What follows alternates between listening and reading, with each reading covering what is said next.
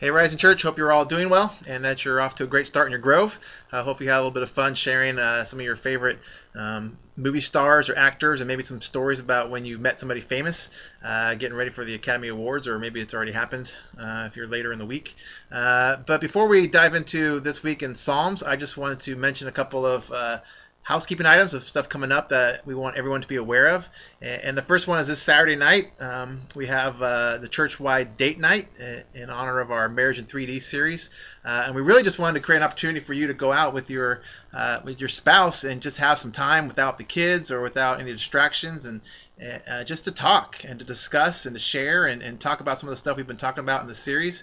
We're going to actually send you questions throughout the night that you'll get if you have the church app. Then you will be receiving those on your phone, so that will give you something to talk about and share with one another. And then I'm really excited that we're actually renting out a place called the Baking Grounds up here in Buford. It's a little bakery shop, and we got the whole place to ourselves, so desserts on us. So go out for a nice dinner and date, and then meet us for dessert. And so make sure that you participate in that. If you haven't signed up yet, if you need babysitting, that's provided. So make sure that you sign up for that so we can get a babysitter to your house, and everybody be a part of the date night. Also, we have coming up the following weekend, we have 318, and we're super excited about that. We're busy getting everything finalized. I know that From Hunger to Hope team is getting everything ready for their part, and we're getting everything ready for 318. So we're excited about what God has in store for us as we seek to, as a community of faith, to go a little bit deeper and understanding of our mission and our purpose as we have our three main sessions during 318, and as we gather up the community to pack meals. And I don't know if you read this week, if you caught this. I love in Psalm 146, 7, it says, "He upholds the cause of the oppressed and gives food to the hungry." I just think, as we get ready for 318, that's what God wants to be about, is feeding the hungry. So I want everybody to be a part of that, so sign up.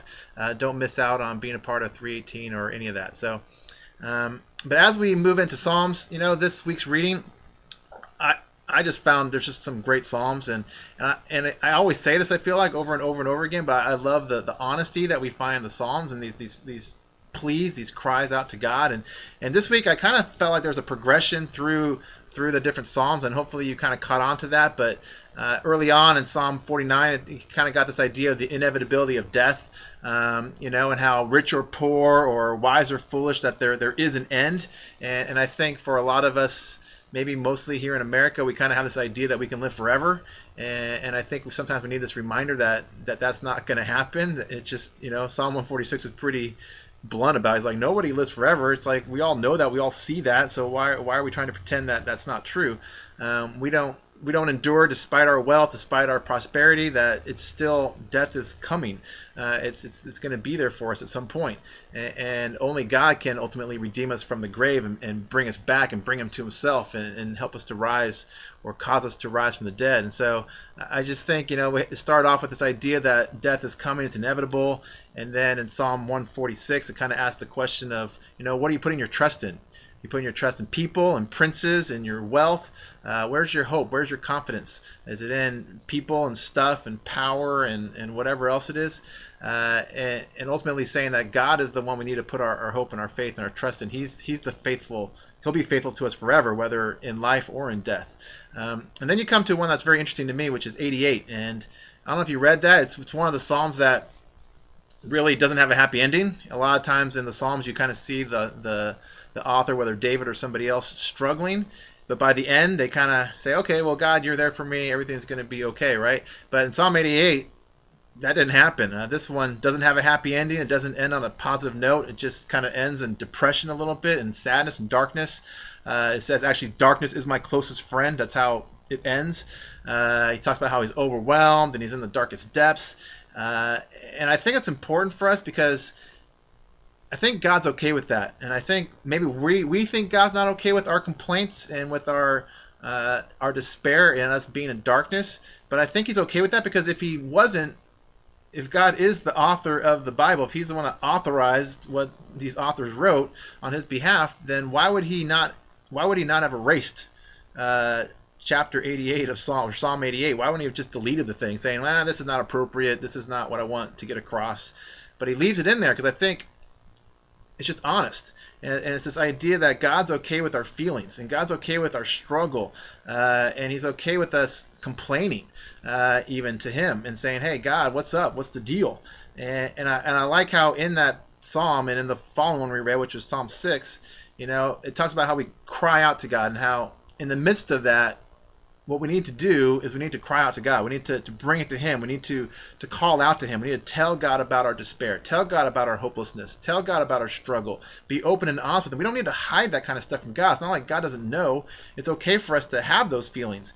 And I think in the midst of those feelings, that's what we need to do. We need to not just kind of have this Hakuna Matata mentality. I think that's sometimes what Christians think, where everything's got to be okay. It's our problem-free philosophy, or hey, don't worry, be happy kind of mentality.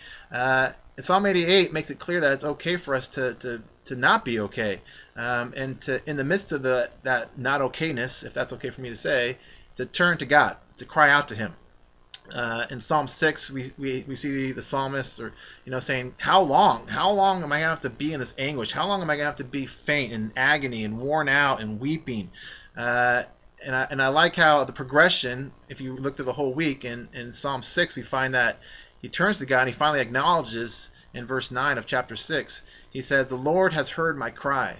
The Lord accepts my prayer. It's like it's okay for me to bring this to him and to lay it before him and just to cry out to him and just to call out to him, and he will hear. And I like how it says in Psalm 116 that he hears and he turns his ear to hear us. He doesn't ignore it. He listens to it. He takes it. He doesn't just brush it aside and say, yeah, you big whiner, you big complainer, just get over it, be happy. He hears it, and he hears our cries, and he understands, and he has sympathy, and he loves, and he cares. Doesn't mean he's always going to deliver us immediately out of it, but he says he is there with us, and he hears our cries. And I think ultimately, I like at the end 116 and 30, this idea that if you want rest for your soul, ultimately you have to be honest with God. And you got to be open to him, and you got to share these struggles with him.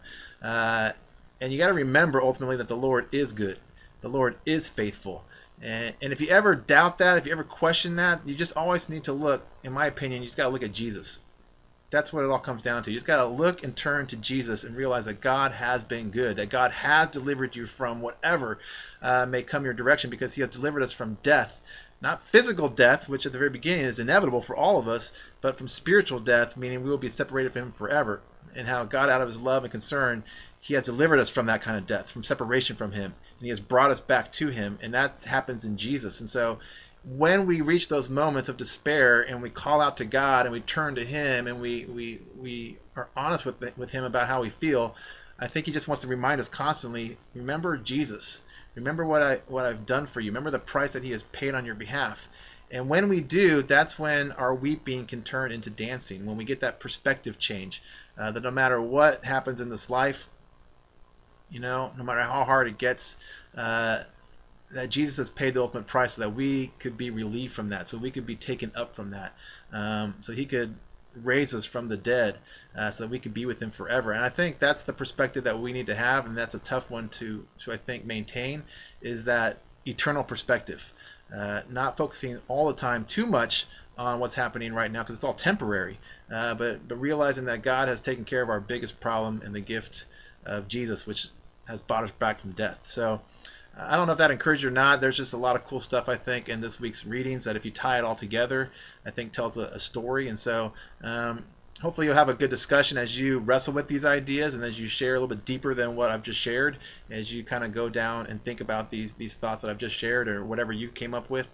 And just share those things with each other and see where you come up with and just have a great discussion. So have a great week, and we will see you next time.